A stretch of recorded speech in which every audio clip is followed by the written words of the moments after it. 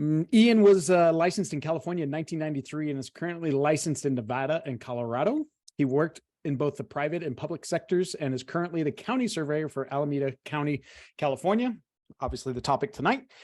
Across from the Bay of San Francisco, he served as CLSA president in 2017 and is on the current CLSA Legislative Committee chair and the CEAC County Surveyors Committee vice chair.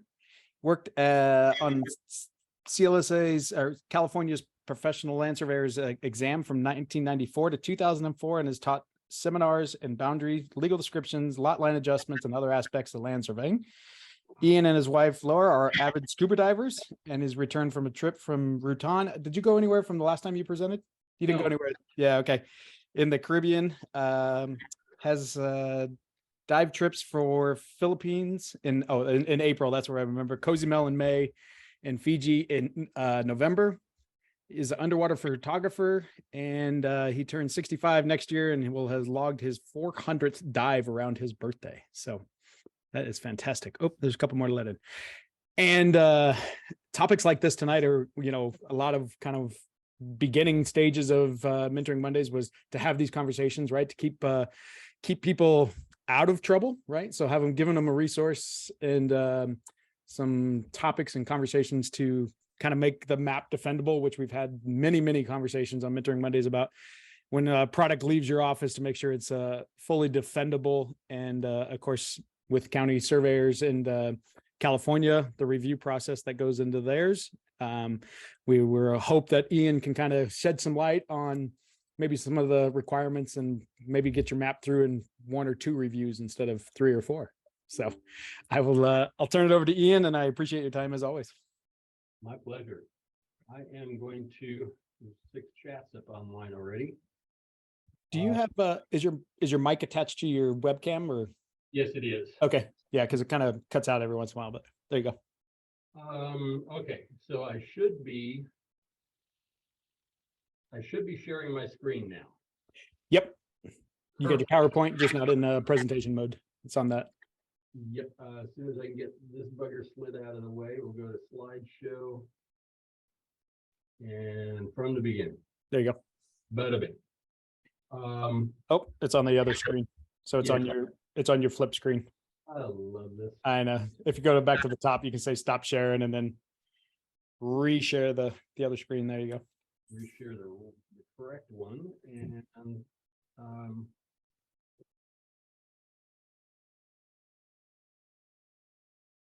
I think this here, let's try that.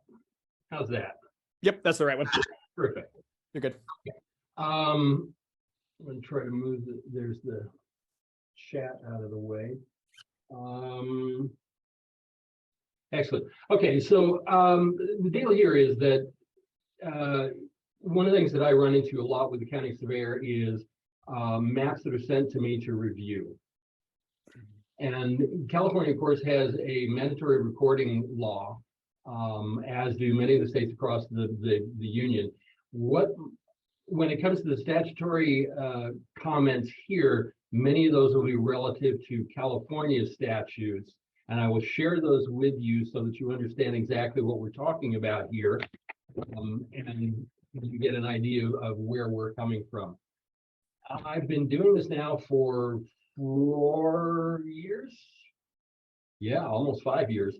And it has been, jumping in as county surveyor, it's been a big uphill learning curve. It's been a huge learning curve to figure out how to learn how to review maps. And the hardest thing for me to get is that this map, as the county surveyor, this map is not my map. This is your map. I don't, unless your map is so bad that I'm scared you're going to do damage. I don't get a say in your procedures, or I can ask you questions about them. I can make comments about them, but I can't make you change your procedures. The whole purpose of the review of the record of survey is to, first of all, make sure that you have the statutory things, necessary things on there, silly things like a north arrow, scale, those silly things. And second, that you tell me what your procedure was. I don't care what your procedure was, as long as you lay out what it was. That's where we're trying to get to. I know you've all picked up maps at times and looked at them and thought, what in the hell was this guy trying to do? And you just want to pass that map over to your rod man and say, wrap your sandwiches in this tomorrow, because that's all this one's worth. That's what we're trying to get away from. So part of this is to kind of say, this is what we're sort of looking for. This is kind of how to say what it is that you intend to say.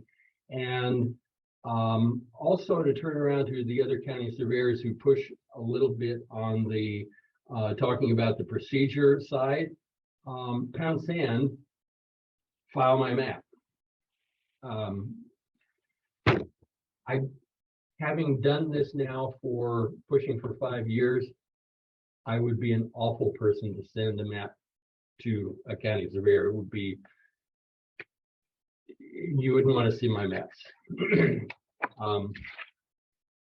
So let's get her started. Hello. You're good. So the whole point is, why are we making a map? Think about that for a second. Why do we do this? And who is it for? And in the 1933, there was in California, we were first licensed as land surveyors in 1893. And we rolled along with a fairly simple Surveyors Act, although the record of survey has always been required. From 1893 forward, there's been a requirement for a record of the survey. In 1933, there was a rewrite, and part of the rewrite was talking specifically about what needed to go on the record of survey. And this comment comes straight out of the statute. Record of survey shall be a map made in good draftsman-like manner and shall show all the data necessary to enable any competent surveyor to retrace the survey. Nothing in there about this is a map that you're going to give to your clients. This is a map to send into the future. There's a little life raft of your thoughts so that future surveyors can pick up on it and understand exactly what you did. Don't have to agree with it, but they have to understand exactly what you did and why you did it. That's the big kick. And if you can do that, then your map is moving forward. So how do you tell them what's up? What would you need to be able to retrace the survey? When you sit back and think about it, what are you surveying? It's amazing how many times I'll see a map come in front of me and I'm looking at it going, I have no idea where this is. I have no idea what you're surveying. I've got 13 parcels shown on here. What are you doing? And it's really easy to do that. If you got a lot of parcels, make the line of your client's property a little bit thicker. Make it thick enough so that somebody will understand which one it is. Make it easy. Give us a rough idea of where you're surveying. Surveys that come in here. There's no street names on anything. There's a survey came in the other day on a street that as it winds through the mountains is about 4.5 miles long through the mountains. No idea where on that road it is. It's just, there's the road, there's my parcel, you figure it out. Wrap your fish. References. Where did you get your information? What kind of information are you using? Field evidence found. Sometimes the fact that you didn't find it is as important as what you did find. And your conclusions. What did you conclude from the evidence that you are presenting? Here's the first of the statutory references. 8762, this is from our statute or PLS Act is in the Business and Professions Code. 8700 on forward is the PLS Act. 8762 is in the section that talks about the practice of land surveying, and this is where the record of survey comes in. We have two main paragraphs, A and B.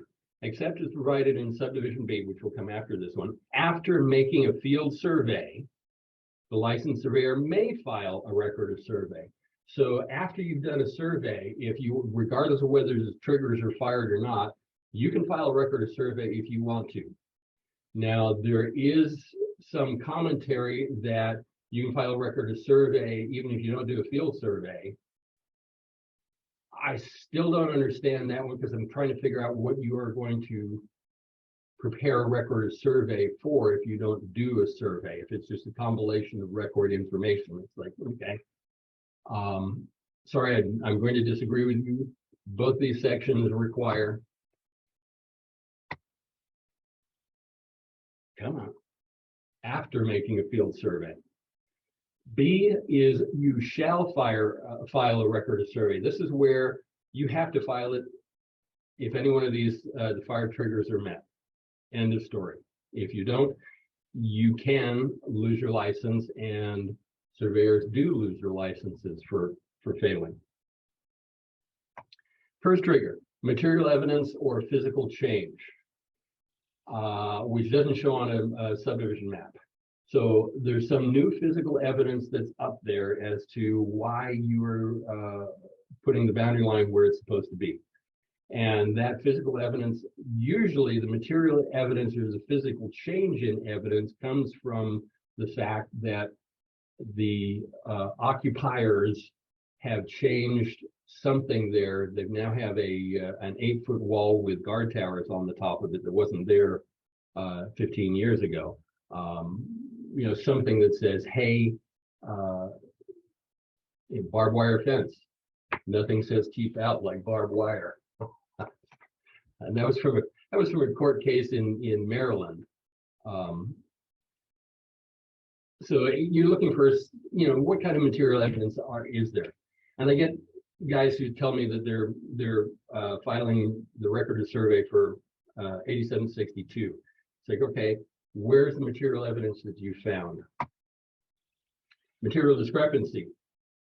California does not have a standard for measurement.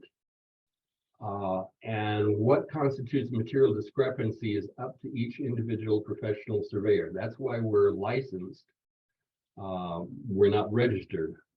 What was it they used to say? The registered sex offenders and dogs.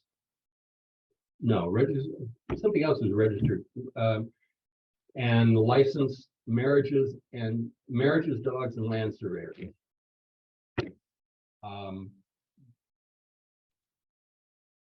The difference there, the whole idea behind the license is that you have a professional license and it's up to your judgment. This is not a technician level kind of deal. You are licensed to think. That's the whole point of the deal here. What is a material discrepancy? I don't know. One particular case that comes to mind where I did find a material discrepancy is a square piece of property that was subdivided into 4 parcels, 4 square pieces of property. Every one of the, let's see, 1, 2, 3, 4, 5, 6, 7, 8, 9. With one exception, every one of the monuments marking the corners of those parcels were exactly where they should be. The most northerly common corner between the 2 northerly parcels was not there at all. So as we were walking along to the east, we'd set up a backside on the northwest corners. We were walking along to the east, northeast corner, about 100 feet along, we found the pipe. And it wasn't disturbed. It was exactly the same as all the others. Somebody had just kind of had a bust and put it in the wrong place. So we went to the northeast corner, located the pipe that was errant, and then reset the point that should have been set where it was, and then file a record of survey, because now that's a material discrepancy. You get a point that's 100 feet out. I think that one qualifies. See maps all the time with guys who call other people off for the 300s. not sure that 300 is a material discrepancy, but if you want to, that's your choice, not mine. It's your map. This one is kind of a little odd. Evidence that by reasonable analysis might result in an alternate position of the points. Every time we analyze boundary, we are putting certain evidence in front of other pieces of evidence. And I might weigh one piece of evidence much more highly than say Jay Seymour does. And then we have discrepancy as to where we think the boundary should go.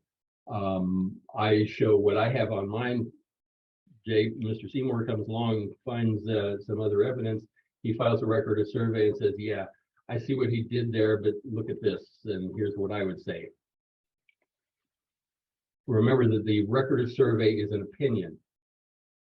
It is not, it doesn't, at least in California, it doesn't serve constructive notice, which means that the owners are not signing that they understand the map and the survey. The local jurisdiction is not signing that they understand this or accept the survey. This is just the surveyor's opinion, which in my opinion is one of the reasons why the county surveyor doesn't get to weigh in on that opinion unless it's really, really bad. I just want to make sure that everybody understands what your opinion is. Number 4. This actually wasn't added until 1976, number 4. If you set a point, I guess it was always assumed prior to that, that if you're going to set a point, you're going to file a document. So, or sorry, this is establishing lines, not setting the points. And what this means is that if client calls you out and says, I need you to show me where the property line is, and you go out there and go, well, it's roughly about here, you're establishing that line, and they have a right to rely on your professional opinion as to where their line is. So if you're establishing that line or reestablishing that line, and it's the reason that you're out there is to find the line, then unless it's something that's easily shown or discovered off of the original subdivision map or record of survey or an official map, then it's time to file a record of survey. Official map, by the way, for anybody in California, is the name for the maps that typically the county surveyor will do at the request of the Board of Supervisors. They'll sit back and say, "Oh, this area is really screwed up. I want you to go in there and fix it and file a map."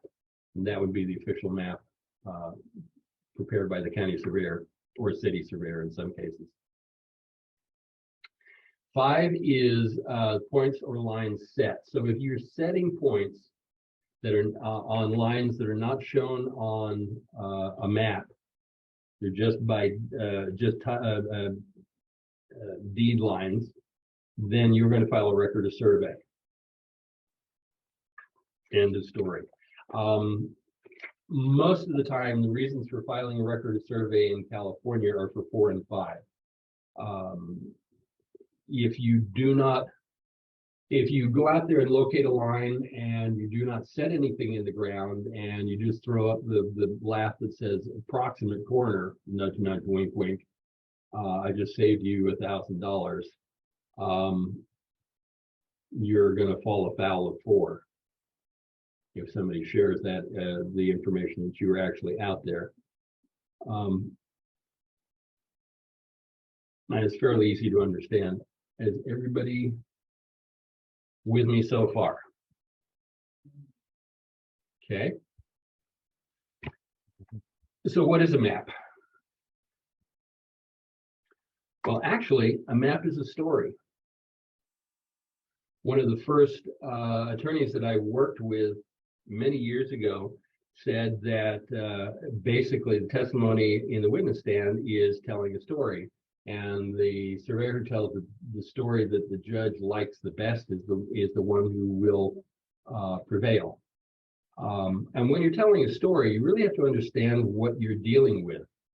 And to share some photos, this is a spotted eel, a spotted moray eel. It's This guy's only about 2 feet long, so he's not some monster or anything that's going to come and swallow you whole. But he kind of looks like the old sea monster, Cecil and was it Cecil and Beanie, the old cartoon? And this is the hole that he was in. So you can see here, I mean, what do I want? The really scary face coming out of the reef, or do I want to show the fact that he's in the reef? Two separate stories there. This is right here. This is actually an arrow crab, and they're really, really cool because they have these huge, huge long noses and really long spindly legs. And these guys, when you find them, they are eating machines. They have two little tiny pincers out on the end of these 2 feet, and they're just left, right, left, right, left, right, feeding themselves. They're just incredible feeding machines. And I have always liked taking pictures of them. I think they're just really cool little crabs. This guy is maybe from the tip of his nose to his butt is maybe an inch and a half. They're not real big. And this one actually is two. This guy here is right here, and his buddy is over here. There's two of these crabs right here. So it's kind of like, do I want the close-up picture of this guy here? Do I want to slap on a close-up lens and get even tighter in here? Do I want to show the picture of the two of them there together? What do I want to do? Because actually, the photograph is the two crabs and the moray eel up here. So with that one photograph, there are 5 different stories that I can tell simply by dialing in on the area that I want to share. And that's exactly what I mean by the story that you're going to tell. Do you tell the detailed picture of 6 blocks around your client's property, or do you just dial in and give a general picture of how you're establishing your client's property?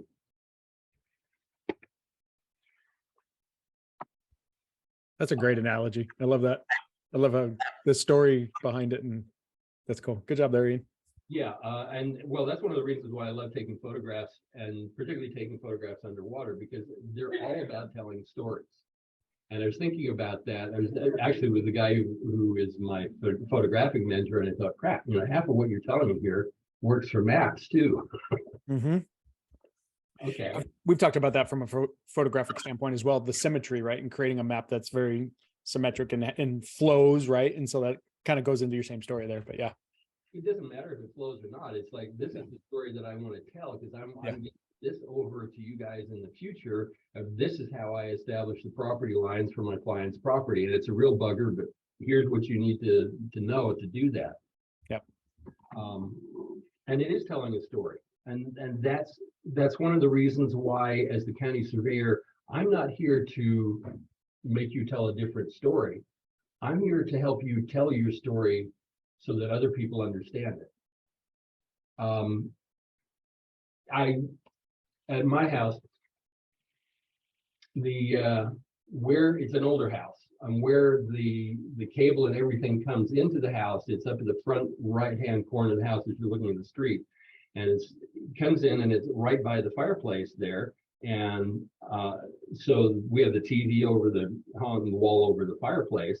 And I had a shelf there with the cable box and the TV, the phone box and everything else there. And Laura's been on at me for about 4 years saying, I want something nice there instead of this garbage. And I've always thought, okay, well, as soon as I get a chance, I'm going to go out to my workshop in the garage and build this really, really cool custom-made cabinet that will go right in there. And a few months ago, she said, okay, you're never going to do this, so I bought this. Okay, so it comes as a flat pack. And so I got to build the damn thing, but at least it's, it's all designed and cut and everything else. So, and the instructions are really cool. They're really great pictures. So I put this whole thing together and I'm ready to put the top on, and I'm going, rats. Well, I didn't say rats, I said something else, but the problem was the two stringers at the top had the exact same number of holes on the top and the bottom. And it was almost identical, except for the fact that there's two holes in that were supposed to be in the top that are a little bit wider than the ones in the bottom, than on the bottom. And I'm looking at it and thinking, okay, well, when I get to the end, I'm gonna have to screw up into this thing, so having the wider ones on the bottom will work out better. So okay, I did that, got through to the end and went, okay, no, it was supposed to be the other way around. So I had to take the whole thing apart to put it back together again. And I'm thinking, looking at the damn thing and going, okay, well, I'm at the end now. I understand what I did wrong and why I did it wrong. I understand the whole story now, but it just cost me tearing this whole thing apart and putting it back together again. All they had to do was put two arrows on those holes and point out that the larger hole went up and the little hole went, or the larger hole went down. No, the larger hole went up and the little hole went down toward the beginning of the thing when you're putting everything together there. And it would have been really simple. And so it's like, okay, you have lived with your survey for ages. You know, in fact, some of these cases, and Adam, I will tell you that I say the same thing. You guys know what the air tastes like out there on the site. It's like, I don't have that luxury. I've got 20 minutes to figure out what you're doing with your survey. Wow. Okay. You understand it. I don't. All I'm trying to do is get a real quick idea of what's going on with your survey. I mean, we'll see some of the things that I use for editing down the road. 8764, this is what has to go on your record of survey. All monuments found, set, removed, and describing their kind, size, and location, and giving other data relating thereto. When I first stepped in here, I was getting standard county monument, standard city monument. What the hell is a standard? What are you looking at? And at first I was getting pushback as to describing the monuments. When you open up a lid, what is it that you saw down there? We have one, when we do subdivision map in California, the surveyor doing the subdivision is supposed to send me a letter that says, hey, the monuments for the subdivision map have all been set. You can go out and check them. We actually go out, we send a field crew out at the developer's expense and check to make sure that those monuments are there and that they're roughly where they're supposed to be. I'm not, a couple hundreds or a tenth or whatever, I'm not worried about. The fact that it's not there at all and you told me it was, we're going to have a problem. But in this one case, they come back, and this is something that I've done since I had my own private practice. And every monument that they find, every control point that they set, there's 3 photographs. First one is a relatively close up, but it also includes a whiteboard with all of the information about that particular point. The second one is a super close up, so I can see the stamping on that monument. And the third one is step back 20 or 40 feet. So I have a context picture. I can see that there's the whiteboard, and it's right next to the base of that power pole or whatever. So somebody down the road, 20 years from now, going out and looking for that thing is going to have those photos and go out there and go, there's the power pole, it must be, look, there it is. So they come back with this photograph, and I'm looking at it going, what the hell? And there's a 3-inch brass disc. And it was City of Oakland. And then drilled into the side of this thing is a tag with a surveyor's number in it, and it's over on the side. And I'm going, which one is the monument that we're supposed to be using? The big 3-inch punch disc or what? And when I get hold of the surveyor who submitted the map to me, he says, well, I didn't know that. Okay, all right. I get that, but what we want here is for you to explain exactly which of those 2 points you used, exactly what you saw. If somebody's going to come along here in 2113 and look in that hole and go, what the hell? Which one of these do I use? Whereas if you tell him up front that he's going to open that thing up and there's going to be a 3-inch brass disc down there, and there's going to be a little tag over on the side, and the tag over on the side is the one to use, that the brass disc is not on the center line of the street. It's like, okay, he's not going to get a surprise when he opens that lid up. Size and location. You know, this is not, contrary to some belief, this is not a case of carefully, if Dave Woolley's on the line, I understand where you're coming from, Dave, but you know, 3/4 inch pipe looks a whole lot different than a 1-inch pipe, looks a whole lot different than a 2-inch pipe. And I'm not going to come back and say, well, it's a 1.2 inch ID thin wall pipe. That level of size location, I don't think is really that critical. Location. Location, not only is it horizontal, which you're showing on your map, but location also has a vertical component to it.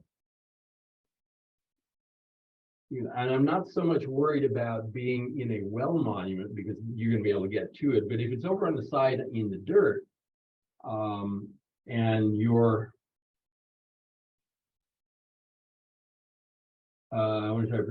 that's, it very much works.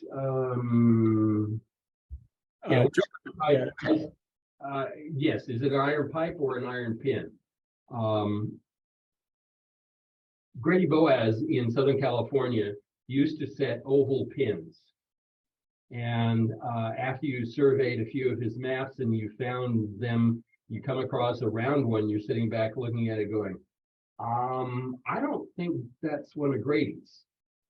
And you dig around a little bit more, and 6 inches over, there's an oval pin. And it's like, that one's Grady's, not the round one. So there is some history that you need to deal with there. And IP should be in your legend to tell everybody in the future what IP is. Is an iron, in your map, is it an iron pin or is it an iron pipe? What's the difference there? Certain things we really don't need to have in the legend, like N means north. If you don't know that N means north, you should probably put the map down and go back to flipping burgers. But you know, something that can be confused like IP or iron pin, iron pipe, that should be there. If you're in the dirt and you found a pipe that's under the ground 2.5 feet, share it. You know, that's critical information that's going to be necessary. The poor guy coming along there is looking around going, well, this really doesn't look like it's disturbed a whole lot. We're gonna have to dig down to find this thing.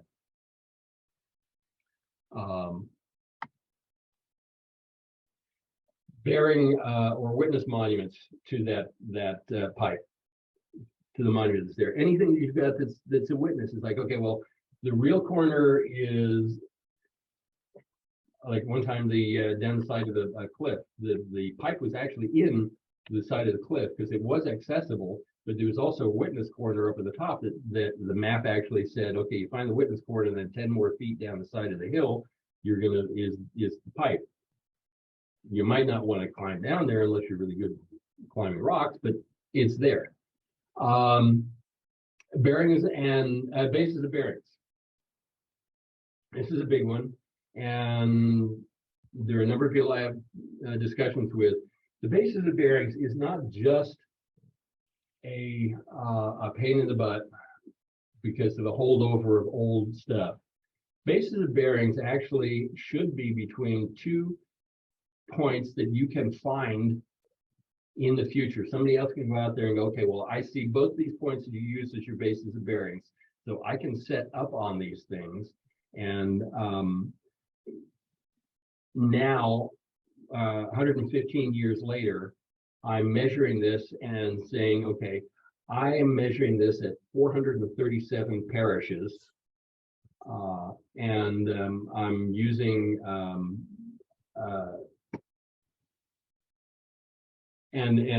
now we're using Mayans.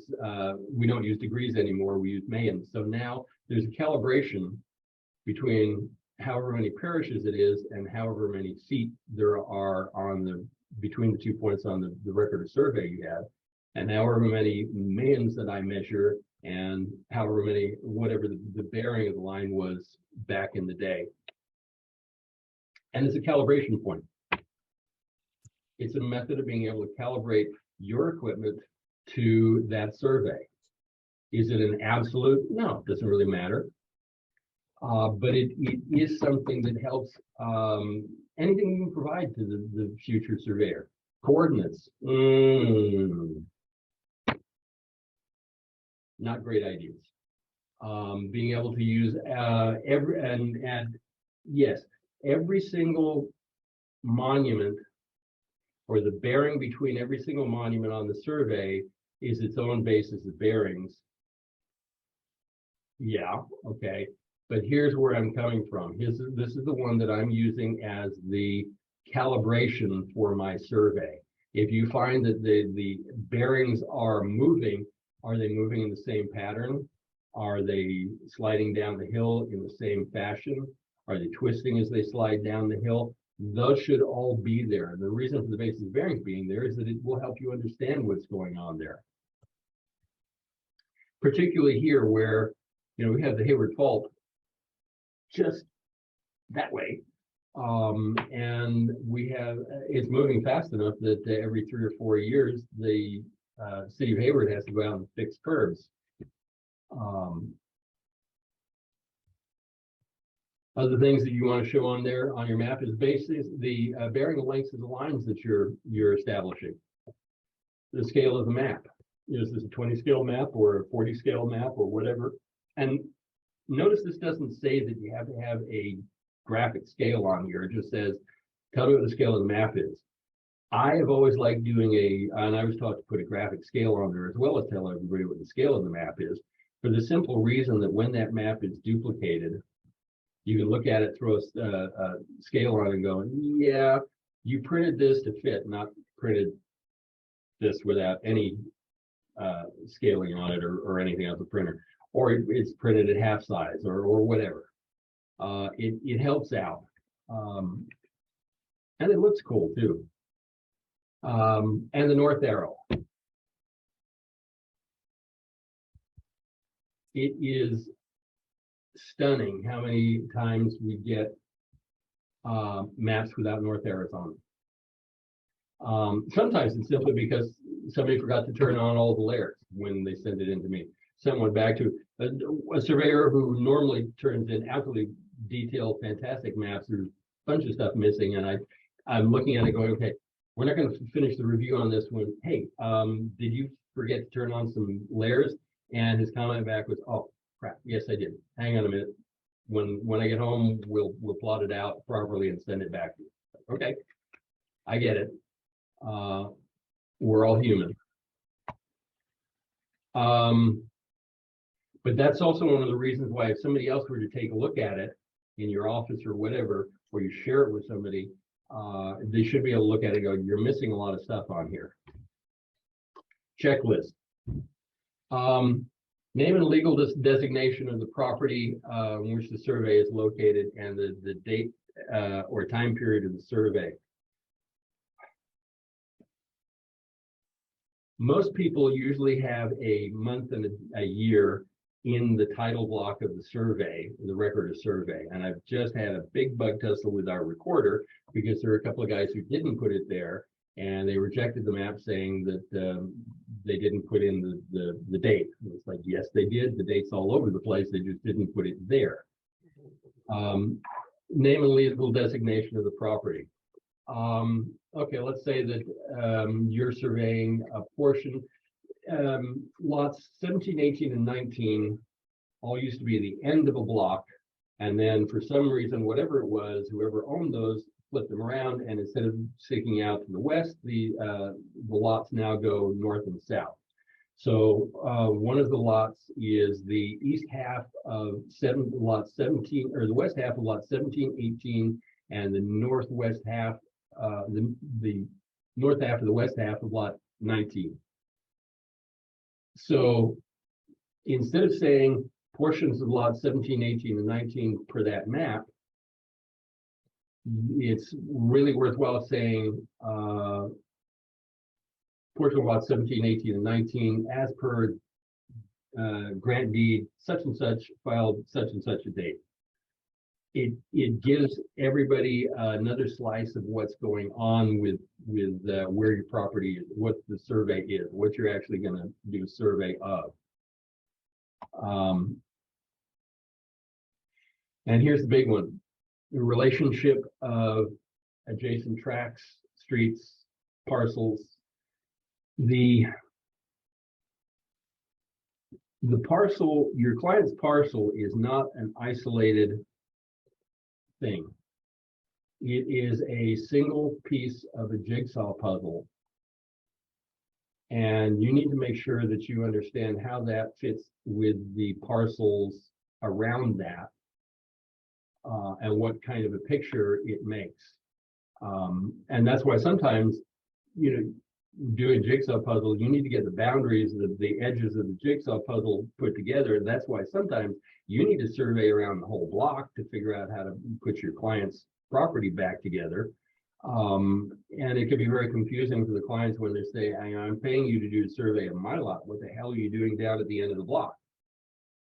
I'm putting the edges together for this jigsaw puzzle. And that becomes how your property relates to the other properties around it is really what you're doing with the boundary survey. Where does it fit together? Where are the lines?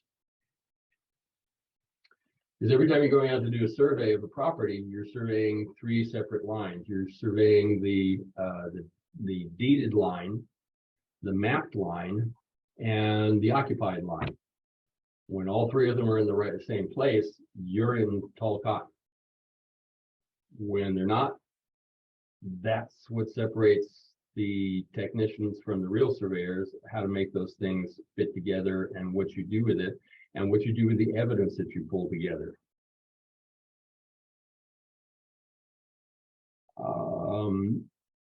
Memorandum of oaths. I'm not sure about other states, how they deal with it. But for example, we were out there looking for an old monument, and an old guy came up to me and said, "Are you looking for that that stone?" It's like, "Yes." And he goes, "Yeah, when I was a kid, my grandfather, I helped my grandfather move that stone about 200 feet north because there's over where those trees are, there is a spring, and my grandfather wanted the spring on his property and not that SOB's to the north. And the SOB to the north was Jack Lemmon.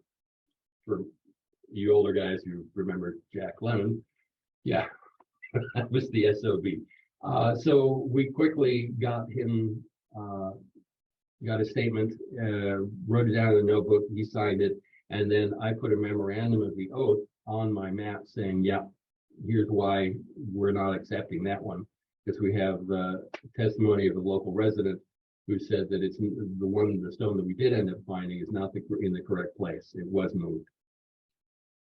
So if you do take anybody's testimony and end up using it, relying on it, it's worthwhile having a memorandum of the oath in California. We put it directly on the map.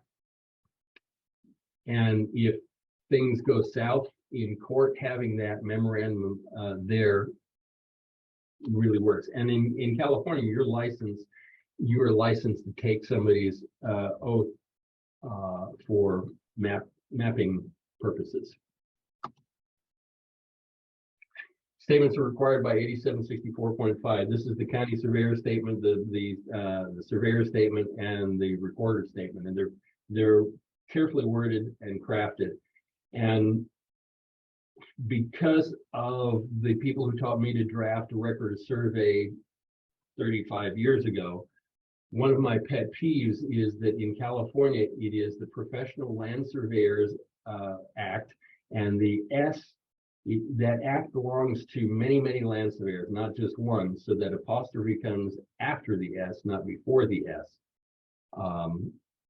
And that's kind of like my green M&M deal, you know, I look at the apostrophe and it's in the wrong place. It's like, okay, well, you know, there's more detail that we need to look at here. It's just a pet peeve. But Ian, do you mark that up when you see it? I marked that the apostrophe should go at the end. Yes, and in fact I actually put it in there and say please please reread 8764.5. Yeah, I was just checking because I thought it was just being anal, but it's not. So Yeah, I'm glad to hear somebody else did it. it's in there and it's for real. And yes, anal is probably the nicest thing I've been called for a while. And then here's the last one, number 7, is anything that you need to put onto your map so that people will understand exactly what you've done. You should put it on there. Sometimes it's a narrative, sometimes it's some extra graphic details. You know, in the case with the 2 discs in the well monument there, a simple graphic with an arrow pointing to use this one, that works, or a written description of what's there. Anything that you need. I actually have a record of survey in Galt, which is in Sacramento County, that it was a breakdown of a section, and we got the original section notes, the original GLO notes, and there was actually an old rancho there that predated the GLO survey, and in the notes, the GLO surveyor actually notes headed north on a line common line between the 2 sections. And as he gets to the northwest corner of the sections, he says, saw Rancho corner, X number of links over there, and he even gives a bearing over to it. And then he continues going on another 100 feet or so and sets the section corner. So he knows that he's inside the Rancho, but he says, saw it, disregarded it. What the hell? Set the point, and then he takes a right turn and he says, yep, saw that one again, disregarded it, went along there, saw the next one, disregarded that. And this was the very first recorded survey in the section. And it never got any better. So I put a narrative in there that actually it's a 2-page map. The front page is the graphics and the second page is the narrative. And I think it actually starts off. This is a retracement survey of the section, and the section has never been properly surveyed since the GLO survey. Bada boom. It was a lot of fun to do that survey too, by the way, but I kept getting calls from the field going, I think we found the original. What do we do? So anything you can put on the map to help anybody out down the road works. And Adam Rivera, if he's still on the line, will tell you that I will ask questions. And if you can answer the questions, or if I will get guys that will send me back these long emails explaining exactly the answer to my question, it's like, okay, put that on your map. Adam has a tough survey in front of me right now, and he sent it in, and I'm looking at that thing going, wow, you know, if you'd worded it, how about putting a note on there like this? And that night, apparently, the 2 of us happened to be awake about 3 o'clock, and he says, well, how about if I put on there that the Scrivener is the same one that made the map? It's for a lot line adjustment. It's like, and I'm thinking that's exactly what I was thinking, Adam. So there's a comment there. This is a tough survey. It's out in the middle of nowhere, and he doesn't have a whole lot to be able to play with. So he's coming off a couple of points, and he's going out there a long way. Somebody else, 100 years from now, is going to look at that and go, well, I'm going to prove this guy's wrong. Simple comment on there that says, hey, the intent of this map is to put on the ground exactly what I wrote. not what somebody else wrote or whatever. This is the intent of what's going on here. Like, oh, okay. More than likely, if there's ever a judge looking at that case, they're going to look at that map and go, you know what? This guy told you that he wrote the deed and he's doing his level best to lay out the deed on the ground. That's pretty damn good evidence of the intent of what all the parties wanted to do back then. Why don't we just go with that?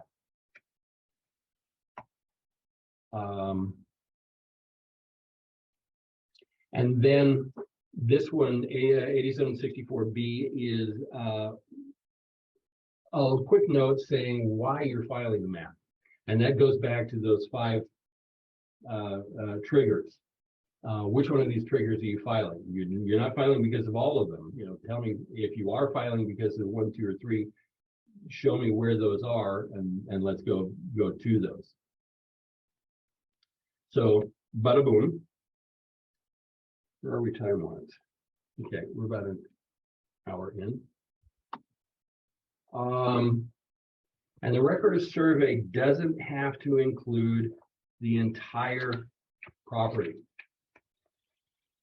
If you don't need to show the whole property, you certainly don't need to show it on the record of survey. And I have one. This was a survey they did a few years ago down at Paso Robles, and it was on a commercial parcel map that I did, and these were some of the lots on there. And one of the companies that came in and bought one of the lots, it turns out that their standard footprint would not fit on the lot that they were buying. So they wanted to do a lot line adjustment, and literally all they're doing is taking the old line here and kicking it over 9 feet. So the crew went down there and they found my pipe there, they found my pipe there, and they found my pipe there.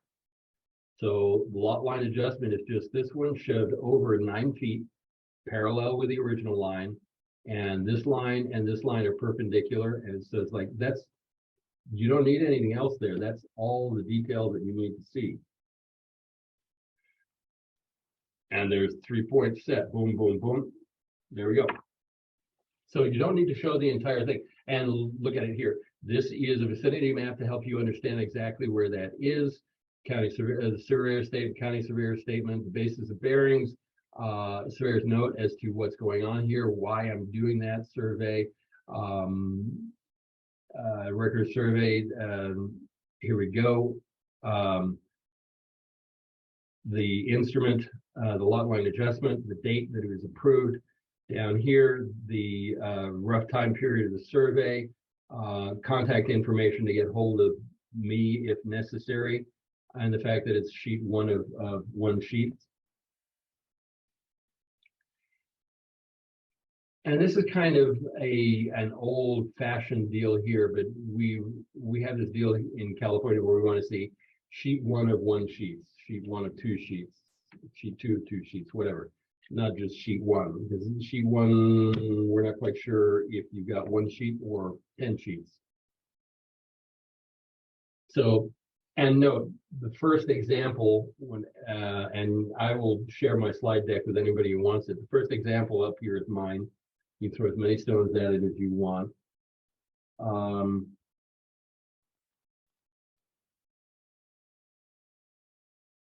Is there a standard form you have for memorandum of vote? No. Anything. I want to take down a separate oath statement of what they're stating, and then make that make a concise statement of that to go on my map. And I'll send a copy of the statement that they have signed along to the county surveyor with my map. But you know, basically, I'm saying, hey, talk to this guy. This is the gist of what he said. It's a memorandum of the oath, not the actual oath. For Sean, okay. Steve Martin, original survey. All right, I'm not sure what that means, but when is a record of survey not required? when the survey is a retracement of lines on a subdivision map and there's sufficient monumentation there to be able to find, to establish a precise location of property corners. Okay, it means there's enough monuments out there. I don't really need to throw more monuments on the ground just to justify jacking up the price on my client here. Provided that there's a corner record filed for any points that I am setting. Now, when I was learning the business, the gentleman who taught me basically said that a record of survey is my opinion as to what's on the ground and how I have used that. So the record of survey is an extrapolation from fact, evidence that I've found, extrapolating out to establish property lines using this information and this logic. The corner record is an interpolation, meaning that I have sufficient monuments surrounding this that I am interpolating. This is not an extrapolation or an opinion. This is a fact, like the intersection of two lines. That's not an interpretation. That is a fact. You've got, as long as you got all four monuments at the ends of the two ends of both of the lines, where those lines intersect is a fact. It's not an opinion. It's a fact, straightforward. And that's kind of what the difference, the basic difference between a corner record and a record of survey is, or should be.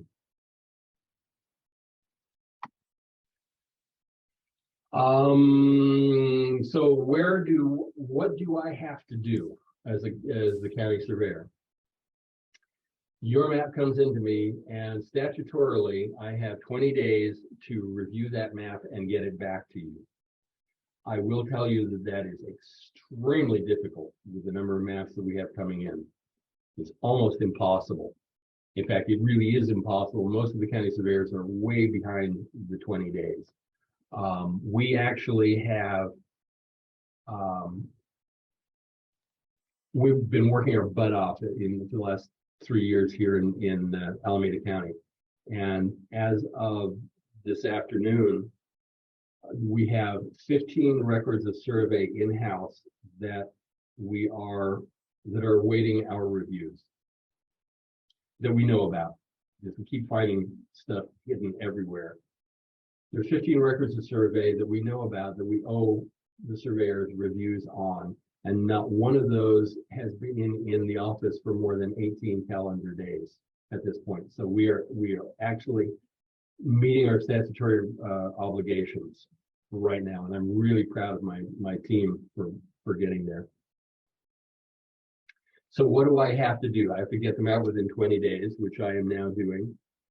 To the other county surveyors, I got really good people. And I am not here to review the correctness of your map, whatever that is. My job is to make sure that the mathematical data that you're presenting is correct. It is accurate. And there's substantial compliance with the information that's required in section 8764, all those items that we just talked about. So, you know, if you have a proration on your map and I'm looking at it going, well, 2 + 2 = 4, dude, not 5, then I will send that information back to you. As to why you're prorating there, that's your deal to deal with. I'm here for the mathematical accuracy.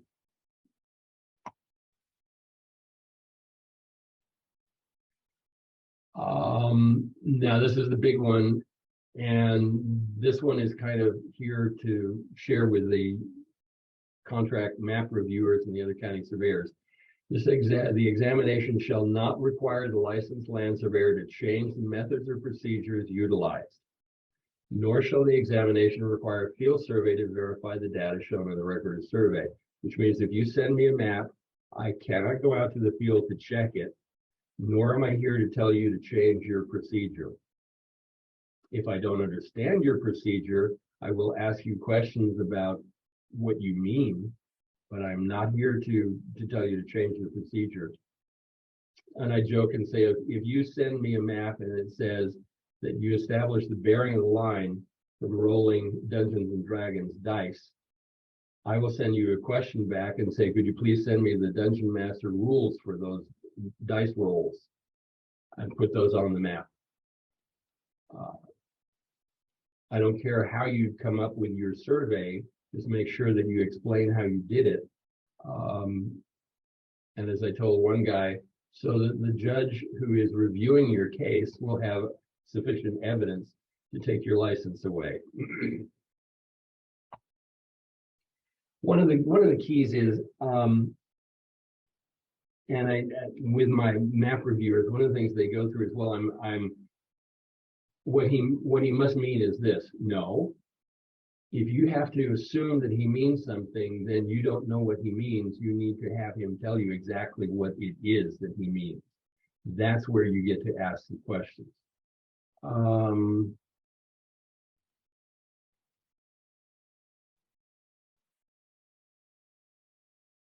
Yes, there's nothing in the statute. When I review the map, it says I got to get it back to you in 20 days. There's nothing in the statute that says that you have to get that back within 20 days. I have a map here that we're waiting for the surveyor to return our revised map based on our red lines. And that map was sent back to the surveyor in early April of 1964. We're not going to get that one back in.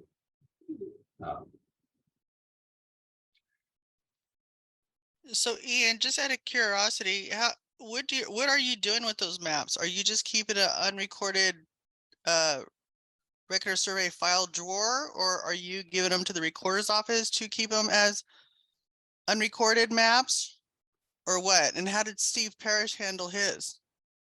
Good question. In Alameda County, every record of surveys that comes in gets assigned a record of survey number. I have moved us to a graphic system for filing, for accessing map records. So based off that, it's not going to be a recorded map, but in order to make sure that that information is in the public hands, it's going into my GIS where you can find it. And there's a note across that map that I'm putting on the map that says this map is being filed for informational purposes and has not been completely reviewed. And take that for what it is. But if you find that pipe, then you can sit back and say, okay, well, I found that pipe. I get where it comes from now. I don't agree with it. It wasn't a recorded map, but at least that information is available. And by having the GIS and having the maps that we put into the system here, that gives me that opportunity. Ian, is that surveyor still alive? No. He's probably not gonna complete the red lines then, is he? No. And I will tell you that there are this coming Saturday, we have a CLSA board meeting that I will be at in my role as the LegCom chair. At the beginning of every meeting, started back when I was president. In fact, I think it was actually when Jay Seymour was president. We take note of the surveyors who passed away during the previous quarter, and it is with many times a lot of those guys who are passing away actually have maps in front of me that we're trying to get reviewed, and we no longer will be able to do that. And unfortunately, they're not going to be around to finish them off, but by doing it this way, this is a means that I have of being able to put that information into the public record without having it going through the recorded end of things. Yeah, I think almost every county has a stack of unrecorded maps that Yep. a surveyor can get access to if he's in need or desperate enough to get some information. And I've several times found them very, very, very useful because, like you said, they have information. You don't have to agree with it, but there's often things there that are very useful. Yes. And with the GIS map record system, with that map, we create a shape file that's the outline of the area surveyed by that record of survey, and then the scanned copy of that with the note on there saying it's not a completely reviewed map. That shape file goes into the GIS with a link to the scan file, so that you come in, 10 years from now, and you're doing your research and you pick up that map, you'll be able to download that map and go, wow, really cool. Oh, it's not a record map, it's not a recorded map, but there is information there that's usable. And that's one of the real benefits to me of having the graphic information system that we control as land surveyors out of the county surveyor's office, is that I can make that information available to you without having to go through the recorder's office. And my goal is to be able to make sure that we have a system in place here when I retire, that you'll be able to do research in Alameda County at 2 o'clock in the morning in your underwear, on a Saturday morning in your underwear if you want to. I remember the days of driving all the way down to Ruffin Road in San Diego to get at all those survey maps. And while it was really fun to see all the surveyors down there, it was a pain in the neck and a great expense to have to do that. So 8766. It's a Ruffin Road, yes. 8766 is where I get to get the authority to put a note on your map. If you have a map and we're going backwards and forwards, I can put a note on the map that says, hey, per 8766, here's the note that I'm going to put on your map. And this is kind of what we have. I have a small handful of notes that I've pulled from maps from other county surveyors in other counties around. And like this one, it's the opinion of the county surveyor, this map doesn't show the reasons as to how whatever was established on the ground, the 2-point tango. And we put that note on there. And I have actually done that a couple of times. I hate doing it because I would much rather ask you the question. And even if you say, I'm just holding this thing parallel and 100 feet over, okay, I'll buy that. I'm good with that. This is actually taken verbatim from the Attorney General's complaint against the surveyor who did a lot of 2-point tangos. Respondent merely pre-calculated the boundary. Typically the 2-point tango, what's going on there for the most part is you get the record maps, throw them into CAD, trace everything out in CAD, then go out to the field and find a couple of monuments on the ground with your GPS or whatever, rotate and scale onto those 2 points that you just found, and then go 3 blocks over and set your client's property. And there are a number of surveyors who believe that that is a boundary survey. The idea being, hey, it's a record map. I found these points that are record from the map. I should be able to use that record map to be able to go out and put the record boundary down on any of the lots that are shown on the record map, right? What's the point of the map?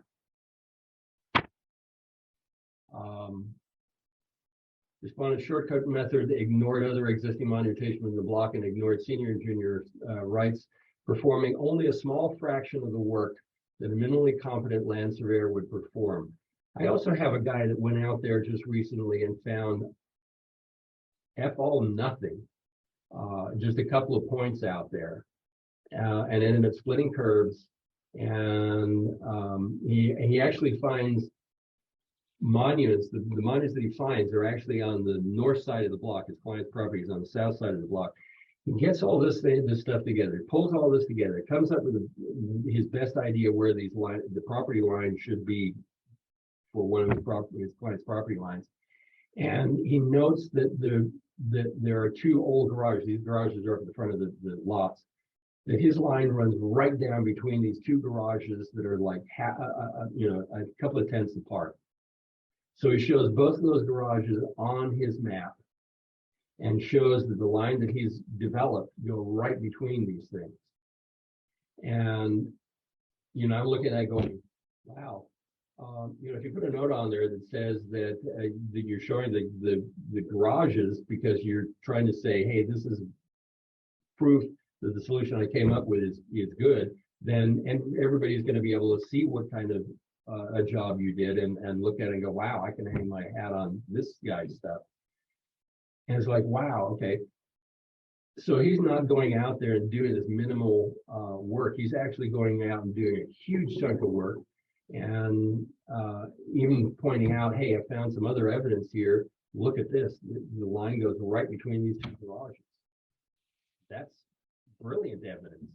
You should be proud of that and share that, because somebody looking at that survey in 100 years is going to look at it and go, well, the garages are long since gone, but there's his monuments, and it looks like he went above and beyond. I'm hanging my hat on his monuments.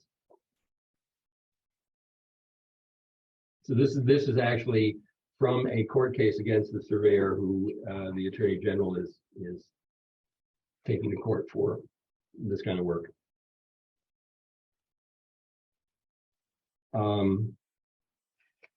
So as we said up front, a map is a graphic presentation of data.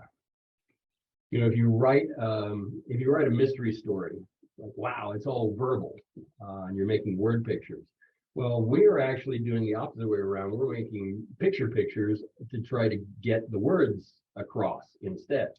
So it's a graphic presentation of data. And I don't know if you've seen this before, but graphic presentation of data is a psychological game. And I don't know if you went through this, but most of you will probably have read this first. And you'll read this. And then this one follows through right below it. And you're reading that one at the end. Well, that's because there's a psychological flow. Exactly. Is the gestalt of graphic design.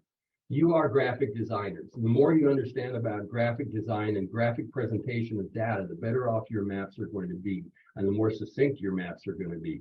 And this sounds, when I first saw this, I went, that's a son of a guy's getting in my brain. Yes, that's exactly right. And one of the things you learn in graphic design is that if you're using more than 3 different font styles, you're giving the reader whiplash. If you're using more than 3 different sizes, you're giving your reader whiplash. Keep it simple, keep it straight, put it together. In California, we have this wonderful size, 18 by 26 with a 1-inch border. Sheet sizes like the A size, B size, D size, that all comes from back in the day when we used to make paper. And I don't know if you've ever seen anybody making paper, but they use pulp, whether it's plant fibers or whether it's cotton or whatever. You basically are pulping up a whole bunch of fibers in a really wet liquid. And you stick this frame into the liquid, and the frame is kind of like a mesh. And you scoop up some of these fibers, and that gets squeezed, the water gets squeezed out of there and dried, and that's how you make paper. Well, the size of paper really breaks down to the fact that if you have one guy trying to manipulate a frame that's bigger than 3 foot by 4 foot, 36 inches by 48 inches, it gets really, really unwieldy. And having 2 guys doing that is a real tough team job to do effectively and properly. So the original, it was called a master sheet size, was 36 inches by 48 inches. And if you think about every sheet size that you use, except for the record of survey sheet size, they're all basically just breaking those down in halves or quarters or whatever. The original record of survey map used to be 18 by 24. And then there's some county surveyors said, okay, well, you're making me stick this in a book. And if I don't have some extra paper to stick that into the book, I wipe out half the map. So give me a 2-inch border on that one side of it so that I can bind it into the book. And everybody said, okay, that's really, okay, we can do that. You know, that's 18 by 26, okay. And then we stopped putting them into books and the border kind of crept right across there. And that's why we have the screwy side here. And about 20 years ago, I thought, after spending a lot of money on buying oversized sheets and cutting Mylar and wasting it, that it'd be really cool to be able to get the map size knocked down to 18 by 24 so we could use the standard size roll of paper. And there's actually one guy who, well, I got called all kinds of things for trying to do that. And in the end, what it actually turned out to be easier to do is turn around to the manufacturers and say, hey, how about if you just sell rolls that are 18 inches wide? And a couple of the Mylar manufacturers said, hey, we could do that. It was easier to change the industry than to change the law. So 1-inch border around there. And as some of our surveyors will know in Alameda County, that our recorder will actually measure over, and if the outside edge of your border is less than 1 inch from the edge of your paper, your map is rejected. Doesn't matter what's on here, your map is rejected. In Alameda County, we have a record of survey, and whether it's landscape or portrait, I don't care. Typically, our maps are landscape, but other counties are portrait, whatever. We have a record of survey, and we have a number of the record of survey that goes in right next to it. We assign that number the first time it comes in. Boom. And then here's the deal. Being a survey of the lands described in grant deed recorded such and such as instrument such and such. I've been doing this for 35 years. And I just found out that it is, if you describe a document, if you give a document reference to its recording information, that recording information also needs to cover the date of the recording. And the way that we found that out was we had a document that popped up that somehow or other got the same document number, although it was recorded on 2 different dates at both ends of the county. And instead of going back and re-recording one of those documents, everybody turned around and said no, because if it's referred to properly, which includes the date that it's recorded, even though we have the same number for the 2 documents, that the date will make the 2 documents completely separate and distinguishable. Okay. So, and my comment was, so then if I get somebody who sends me a document that has just the document number on it, not the date, that's not correct. And they said, yes, it needs to have the date on it. Okay. I've been doing this for 35 years. I just learned something. So that's where we have the date and the number here. Where it is, City of Oakland, date period, the name of the surveyor, sheet 101. Simple. And you know, you'll have county surveyors that push back and want you to, all that certain real property located. Keep it simple. This is your deal. As long as you tell me where it is, the document that's being referenced, and the date that it's being referenced, I'm happy. Then here's the statements that are required. The surveyor statement. And again, it needs to be, the signature needs to be dated. The county surveyor statement, which has this flowery date here. Notice the apostrophe is at the end of the S. The recorder's statement. And the recorder's asked to have the file number and the date, because in addition to filing this map, there is an 8.5 by 11 document that gets recorded with the instrument number on it that will have the record survey number on it when it's recorded. The basis of bearing statement, the purpose of the survey, and I've got the references in here too. This isn't required, but here it is. And this is just a simple example. This is a block. Surveyor goes out and finds the 2 intersection monuments here and finds some more information. Doesn't find anything for the rest of the down the sidelines of the block, except for a monument here and a monument here, and nothing down here.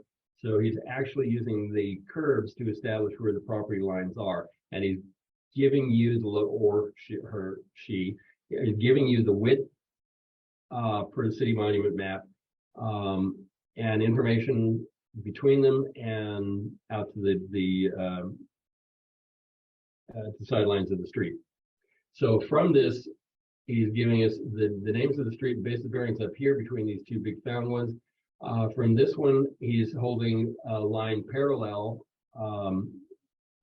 You can draw a circle in here 30 feet over, draw a line from that point tangent to the circle there, come up with an intersection there. This one is an offset point there.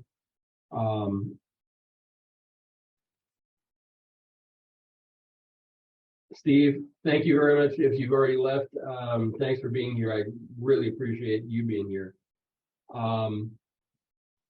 Other information that goes on here, the legend, found monuments, as noted, set monuments as noted, information about the adjoining properties. And if you'll notice that this very simple legend here doesn't have 37 different kinds of monuments, but because if you put the information up here, found 1-inch iron pipe in well tagged LS 1234 per corner record 1234, accepted as centerline intersection. There's no question about what you found there or how you used it. Same way over here, disc stamped punched. So many times I see found disc in well monument. Was it punched? If it wasn't punched, how did you know where to shoot it? The center of the disc? What? Tell us. Found 2-inch iron pipe, tagged RCE, boom, boom, boom, per parcel map, such flush, accepted as the southeast corner of parcel A, or southwest corner of parcel A, used to establish center line of Willow Street and north line of subject parcel. Okay, so this is the Trent's property here. And so you're telling everybody exactly what you're using all this stuff for, to come up with exactly how you're doing it. Set a 1-inch iron pipe tagged LS 9999, established right away Hanley Road from split of the curves as shown. I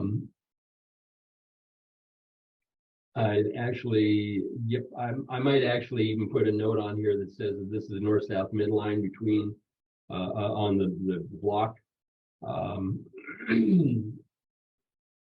And then I don't have any distances or anything on here, and rather than getting down into the weeds and little tiny details here, each one of these lines really says this is a bearing distance, this is a bearing distance over the whole thing, this is at least a distance here, so we can see how this is prorated in if necessary.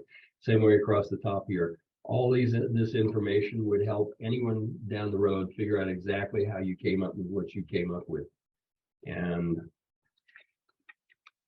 set it all together. And it doesn't matter if I agree or disagree with this. There's one I saw just recently came through here, and the bearing up the middle here didn't match either one of these. And in the end, it really didn't matter. It was like 100 to 2 difference over the whole thing. But I said, it would be really great if you put why your bearing is different. Because the first thing somebody is going to go is that bearing is completely different than this line and this line. Why are you using that bearing? put just a quick note on there, takes all that away. And then this next map here is actually map will be signed by Greg Brays, and it's Daniel Nymus who's done the map. And this is an area where there is not a lot of stuff out there at all. There just isn't anything out there. So he's got 2 monuments here and 2 monuments here, and there is nothing else anywhere else around here. His property is tucked right up into the corner here. So this was the first map after we going backwards and forwards. This is the first version of this map that we saw come into our office. So he's actually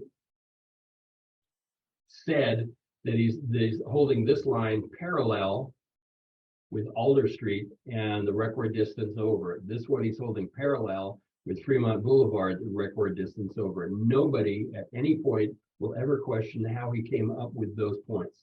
And he set a brass disc there, and he set monuments all the way around this. This is a perfect record of survey. The only thing that I've asked him to do is put the number of the map on. The distance here that he didn't put on there, put on the fact that this is part from parcel map, whatever the parcel map number was, and the north arrow and scale layer were accidentally turned off when he sent it in to me. This map is like, fix those, dude, and send me Mylar. These lines here. We charge $500 for record of survey review in Alameda County. Out of that $500, that map comes in. It goes through during the course of the life of this map. We go through about an hour at every single map of checking in the map, taking care of setting the map, the account up, the checks, and the whole bit. And that's at $150 an hour. Okay, that's full boat, all in, $150 an hour out of that 500. We go through a checklist kind of deal. It's like, are these all spelled correctly? Is all the information correct? Is that correct? Is the street name correct? Have they got this right? Are the references correct? And it takes about an hour and a half to 2 hours. So let's say it's an hour and a half, and that is $200 an hour. So that's $300.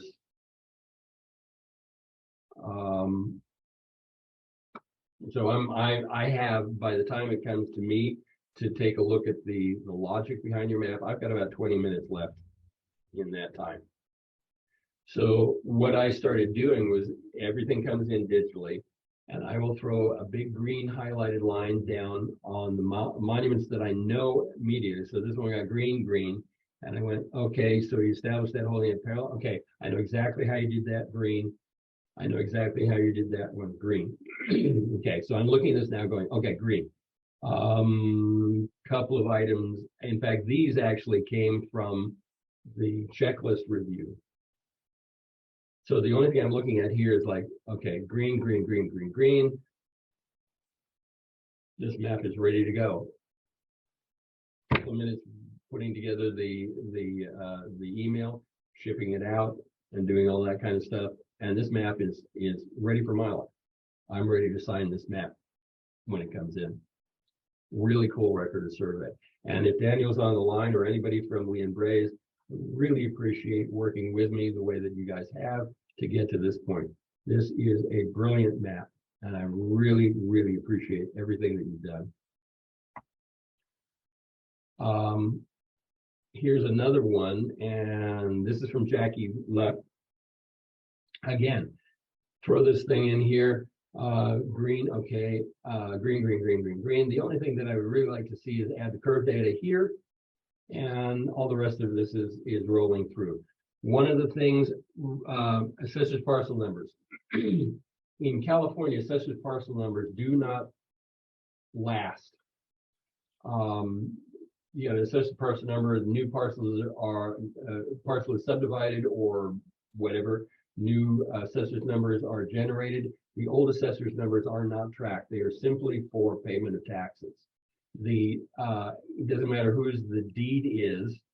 that deed will always be there. You know, even if this parcel gets subdivided 17 times, that deed will still be accessible and you'll be able to get it from the recorder's office. But again, make sure that you also stick in the date, the recording date. Again, this map is pretty damn close to going in for recording. And again, this one is, there's so little needed on this map. This is a make these revisions and send me Mylar. This is one from Hogan Land Surveying, and Tom Reeder was on the line earlier. I saw him coming in.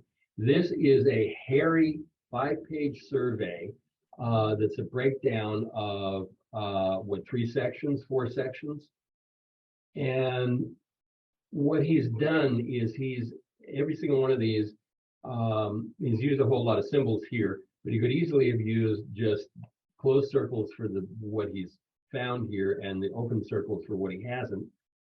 But if you go in here, there's not a whole lot of space here to put in what he's done. So every one of these he's given them a letter tag to, and over here he's saying what he's found, what he's accepted at, what he's using it for. It is straightforward, absolutely straightforward. The only thing that I've asked him to do, and I went in and did the research for it. This is brain fart, the road up here, something Canyon Road, but this is another road that goes up here and then bends over and then wraps up here. This monument here, the section corner here is long since gone, but there's an accepted tie that's out in the road here. And I suggested, I got him all the information, I've got the additional documentation, everything for exactly what this is, and said, you know, you might want to, because you got this here, you might want to just show this and show exactly how somebody's going to be able to find that. They can get to it relatively easily. Collier Canyon Road, that's what it is. Got a vicinity map up here. This map is, and then he breaks down every single one of these. You've got additional sheets here that show exactly how he's come up with all of this stuff. It goes in, zooms in, and gives you better, tighter detail on this map. This map is, this is a 5-page record of survey. This one literally took my staff about 4 hours to go through the closure calculations and go through checking all that information. When it came in before I saw it. But literally, this is a 5-page record of survey that I probably spent less than an hour on the actual review. And then just to be able to help him out, went and spent additional time getting all the information for the stuff down here. And I shipped him a boatload of maps and field notes that go back into the 1800s, not just the last century, but 1800s.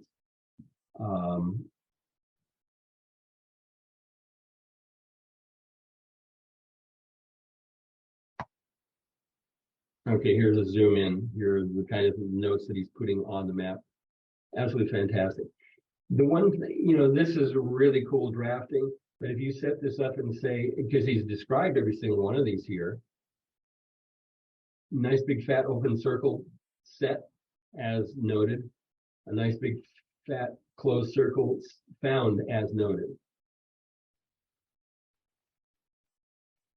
He's done a great job.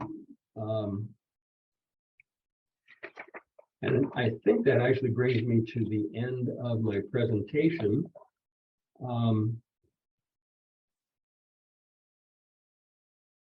And for that, Kathy, looks like she's already gone. Got to run. John Stahl, got to run. Everybody has to run. What happens if you did a quick search and find that all the centerline miners are really installed and available? Do you make them resurvey? I'm not sure what you mean by that. That one went with your very first map that you started to put up there with basically the lot and the block scenario. And so they'd only have found the original 2 on the north or whatever, and then did some intersection ties. So that comment came in when you were in that middle of that presentation there. Okay, so, let's see, can I? Stop sharing, okay. On that one, if I were to go back and look at some references and say, okay, well, the references show that there are centerline intersection monuments there. Did you search for them? I really hate asking that question because I expect that if you send me a map and you say there's nothing there, or don't show me that there's something there, I really don't want to say, did you look for it? Like, are you a total moron? Do you not know your job? Yeah, of course you do. Now, if there is something there that was there or should have been there per record and you don't find it there, I would put in something like SNF, search not found, or SFNF, search for not found, just to say, hey, I looked for it, but there's nothing left there anymore. Don't worry, guys. Now, the other point with that one is that you got the two monuments out in the street, the center line out in the street up there. I might put two monuments down on the outside of the block there, like at a 1 foot offset around the block envelope, so that somebody coming along in the future would sit back and say, okay, he's determined. You know, I did a survey not that long ago, before I came into the public sector, where there wasn't anything out there. We used the curbs. We had to split curbs to find everything. We got a lot of other information, checked the houses and the whole bit, and said, okay, there we go. And I set tags at the corner of the block. I think I set a 2 foot offset, a 2 foot envelope around the block, so that somebody coming in afterwards is going to find those monuments and go, okay, that's how we establish the block. I don't need to waste my time or my client's money doing that. Just use that, reestablish the client's property, and get her done. Hey, Ian, this is Rob. Yes. Yeah, and in doing so, you also eliminate the surveyor following you that's surveying the lot two over from yours and saying, taking his measurements on the curbs and deciding that your points are 200ths off in each direction, you know, because they're just measuring the curbs at a different spot or in a different method. I first went up to Sacramento, and I was involved in the JPPC there. There was a surveyor who's no longer with us, Steve Gardner, who had a bug tussle with another surveyor. And I can't remember who the other surveyor was, but he's not with us either. And it was a similar situation where they both split the curbs, and neither one of them had shown where the curbs were. In the end, they agreed really, really tightly on 3 sides of the block. It was the 4th side that things went south on. And I asked Steve, because I knew him, I said, Steve, you know, so why didn't you just set those monuments around here? And he said, well, I was trying to save some money by not doing that.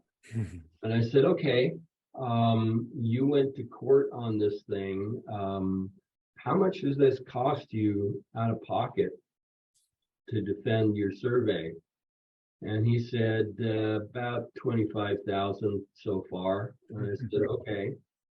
So what would it have cost to send the crew back out there to set, you know, drill the sidewalk and put 1-inch iron pipes in the sidewalk around that? And he looked at me and he said, you know, sometimes you're a real asshole.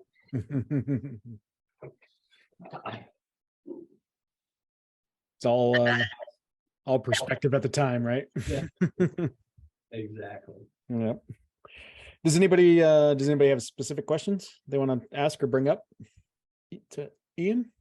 That was great stuff, and obviously the storytelling sometimes gets you a lot farther as well, which we talked about last week with the safety thing with Rob as well, about just sometimes storytelling really gets a point across a lot better. So I appreciate that. Some of that. I'm sorry, I have a quick question. This is going back to the beginning, and there was a comment that he had made about licensed versus registered. So I'm in Texas. I got the the license part, but the registered part I missed, and I just wanted to see if we could go back and clarify. In California, civil engineers are registered and surveyors are licensed. And I still really don't know what the difference is between the two of them, but there are some nasty jokes about what gets registered and what gets licensed. And I don't know why, but you know, the RCE is registered civil engineer, and the LLS or PLS is a licensed land surveyor. Okay, so yeah, here it's RPLS, right? Registered Professional Land Surveyor. So I don't know if this is a California versus Texas thing, but I was just curious to know that different. I like the license to think though. I like that. I wrote that one down.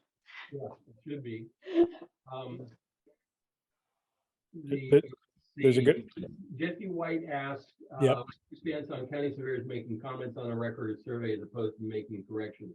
The county surveyor has every right to make comment on the map, but only when it's you know about the comment that I'm going to make on your map before it goes on there. I have no authority whatsoever to make a correction on your map, and I will not do that. Now, there are times when somebody will send me something and it's a lot more effective for me to make a revision or make a correction on the map, but that's something that you're going to tell me to make rather than me just make it. For example, your signature comes in and like it's a map in January, and you're sending the map in, you signed it in, you know, a couple of weeks ago in January 2023, but it comes in and like everybody, it's January 2022. And I'll call and say, do you want me to change that over to 3 for you, or do you want to send in a whole new Mylar? And 99 times out of 99, the surveyor will say, yeah, can you just fix that for me? And I will fix it, take a scan of it and send it to him and say, per your instructions, here it is. I do not like to change or correct maps. It's not my map. Thank you.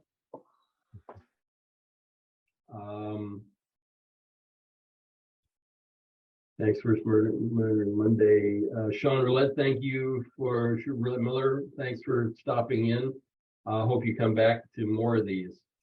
You got 100 to catch up on now, Sean. Any other questions? Anybody else wants to ask? Next week, somewhat of a similar topic. It's Gary Kent is going to be presenting on guidelines for writing a surveyor's report. So a little more elaborate, like in Indiana, it's a requirement for a surveyor's report, but they definitely have like a full narrative, kind of like what you're asking, you know, the storytelling, but theirs is paragraphs worth of descriptions and how that goes into play. So that's going to be another one. So along the same lines, that be really well.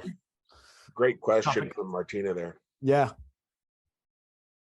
There you go. That is a great question. What is the biggest single mistake you see on record of survey maps?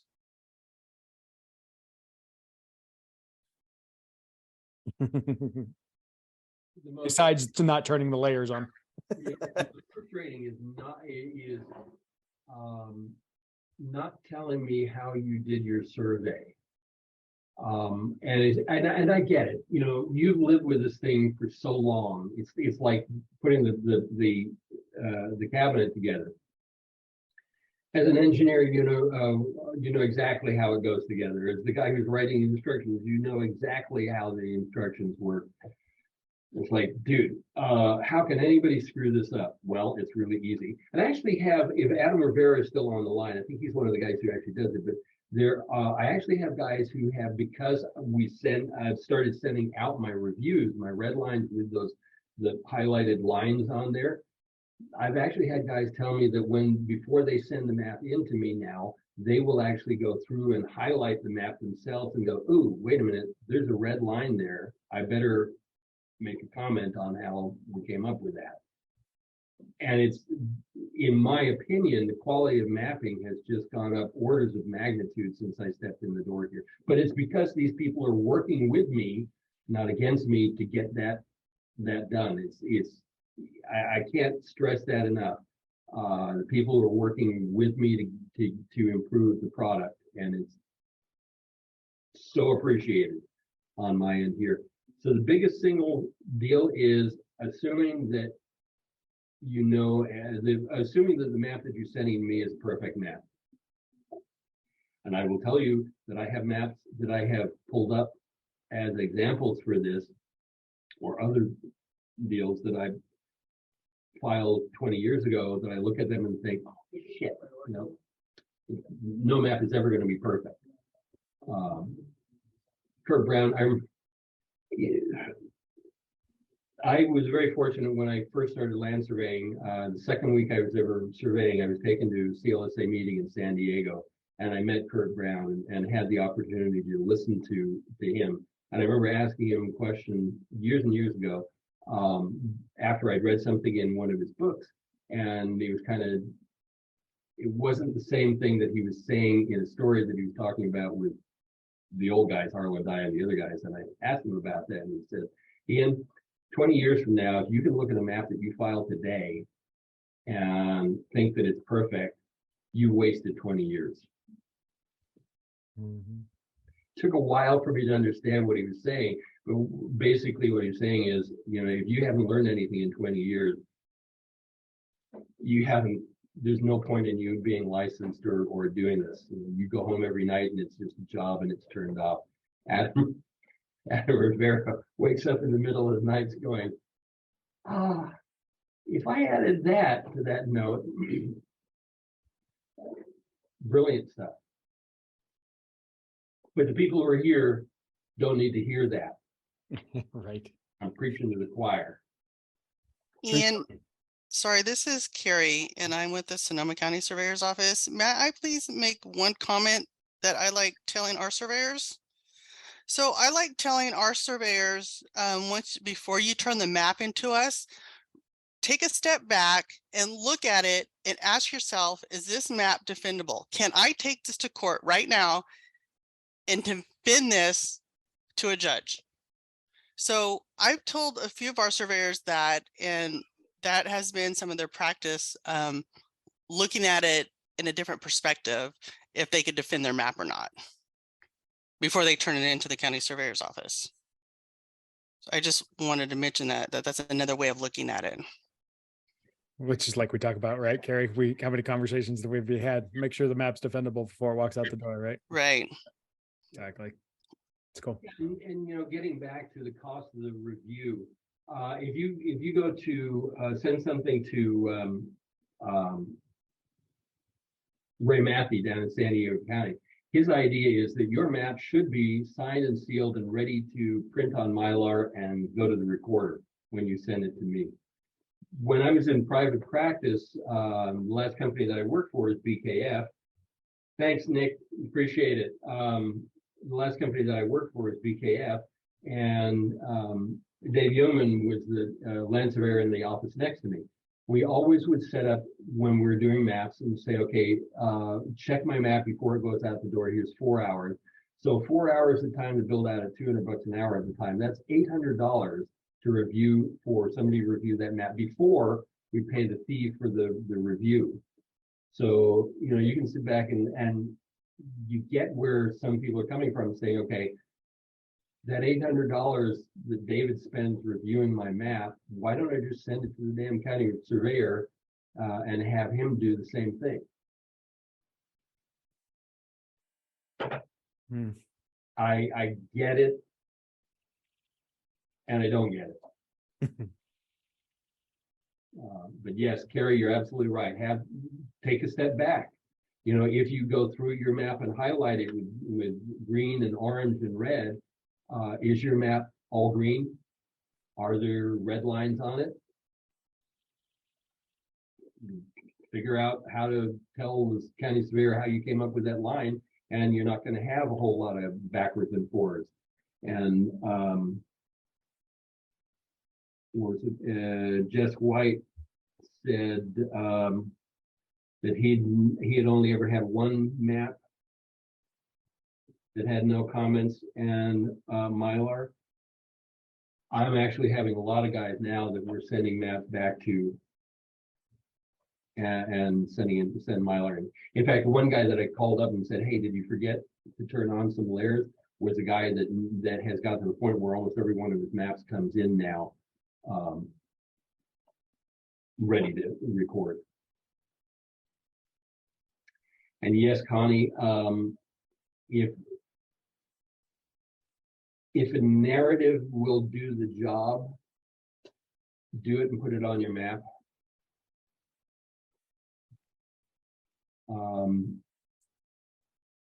Or, you know, even if you have a more wordy narrative that goes into the file, it's 30 years from now when you're old and gray and you're getting your butt suit off, it will help you understand or remember what you did.